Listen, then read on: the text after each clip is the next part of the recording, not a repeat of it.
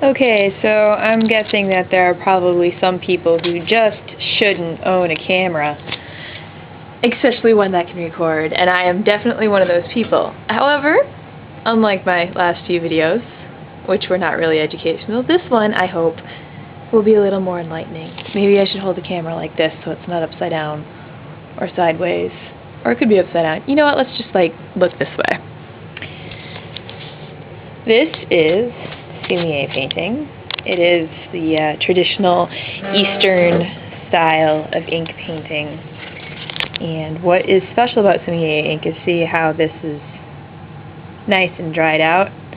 Unlike India ink, you can re-wet it. And I have a giant cup full of dry sumi-e ink from a printing process that I was learning earlier. So I'm going to re-wet my ink. And these are special brushes, and they're usually made with different kinds of hair. I don't know what kind of hair this one is. I'm borrowing it from my teacher.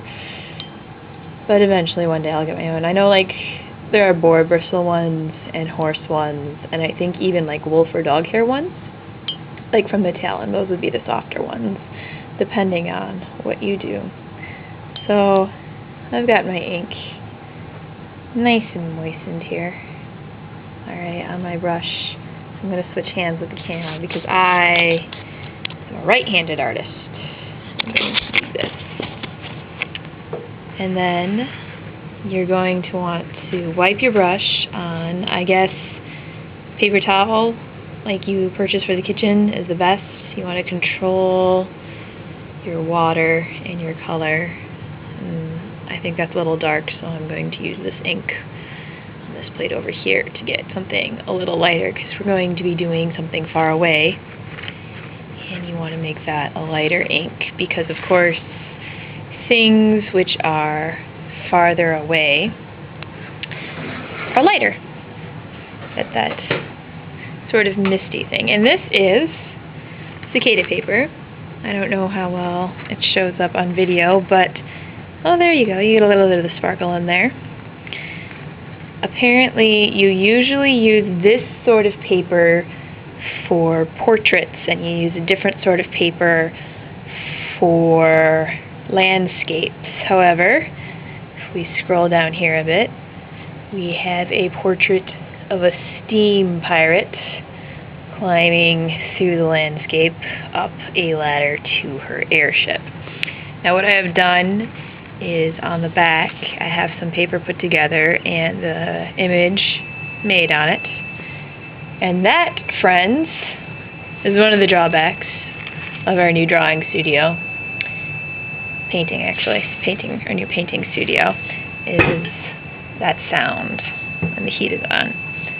Anyway, so you would take your brush, and I'm probably not going to do mountains right now. I'm going to just do a cloud here behind the mountain. I'm just going to double check real quick that this paper is where I want it. Okay. And you're going to take your brush and you're going to hold it like this. It's traditional. But I have a really shaky hand, so I find it easier to go this way because I can rest my hand on the paper. So we're not following tradition, but if I was really good at it, I'd be painting up and down like this. And you want to hold the paper with your other hand when you paint, because of course you don't want it moving around on you. And this is cicada paper, again, and it's called cicada paper because what makes it sparkle, like I was showing you, is hundreds and hundreds of crushed up cicada wings. I'm just going to get a nice thin as I possibly can line on this cloud here. Barely thicker than a pencil line I'm hoping for.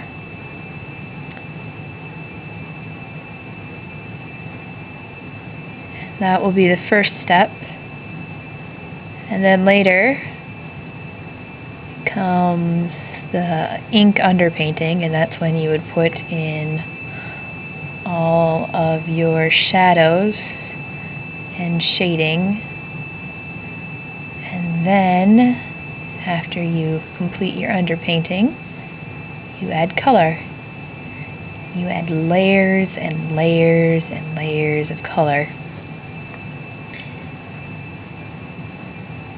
And I believe after the color you can either be finished or you can add gold leaf. So there, I've got my cloud completely traced.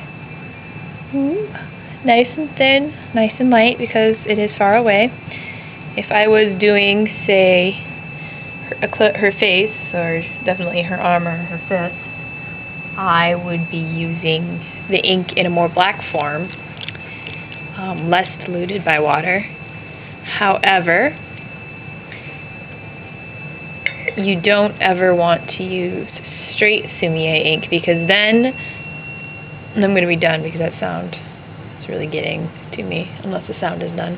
Anyway, because then when you go to do, if you do solid black ink, when you go to do your washes over that, it's going to run. But if you add a little water to your ink to begin with, it won't run.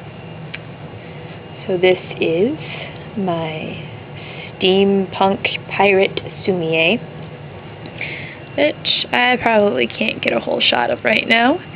And that was the cloud. And hopefully I will show you more when we get to the shading. Then me telling you more of things you really didn't care about. Bye!